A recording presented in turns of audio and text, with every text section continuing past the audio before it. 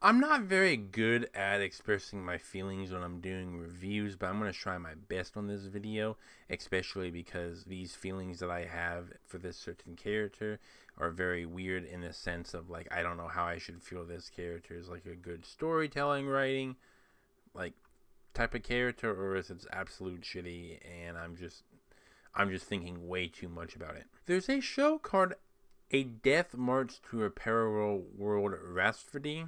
Man, that long isekai titles, and man, is that just a weird word. There's a character named Zen Nagaski who I feel like is a very good story arc villain where just 3 episodes of him being there, or was it 2? It was something like that, 2 to 3 episodes where him being there was just a good way of expressing emotions and telling a good backstory. To me, I feel like it helped the main character grow. We got the backstory a bit on the world, and we got some mysteries of what's going on in the background. Let's call him Zen for short. Zen was a very interesting person because he kind of felt like he was playing a game, but trying to be earnest and true at the same time. I know that doesn't make a lot of sense, but he just had a different way of speaking that was kind of soothing, relaxing, and mysterious.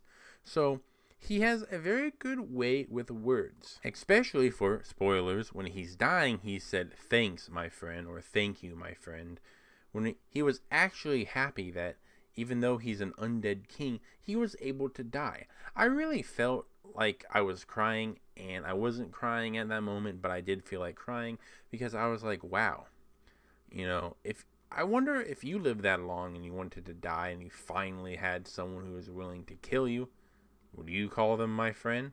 I don't know. I like that the main character actually decided to stab the character named Zen.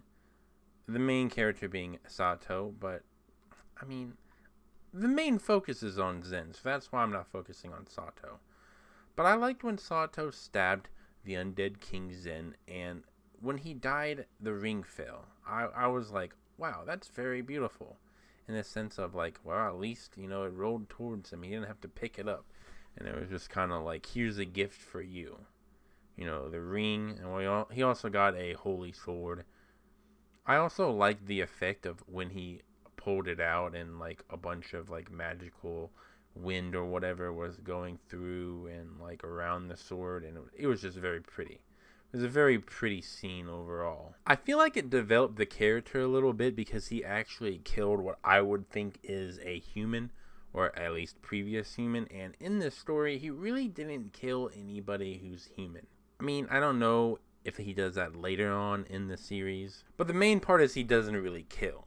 He tries to incapacitate humans and just leave them for the other world's problem. So I feel like he developed some type of like emotional bond. He was like, well, I guess I have to kill him now. We also find out some mysteries because Zen was like, if you really truly value that precious girl of yours, if you think she is precious to you, do not let her use that magic, because then she'll become a plaything to the gods. We don't get very much information about the world except that somehow Sato actually created it a bit, or maybe it was already there, but he just thought of the idea. We don't get it exactly, but we just know Sato and that world are somehow connected, like on a metal textual level. I wanted to make this video because I rewatched Death March to a Parallel World Rapsphody, and I thought that scene was very beautiful.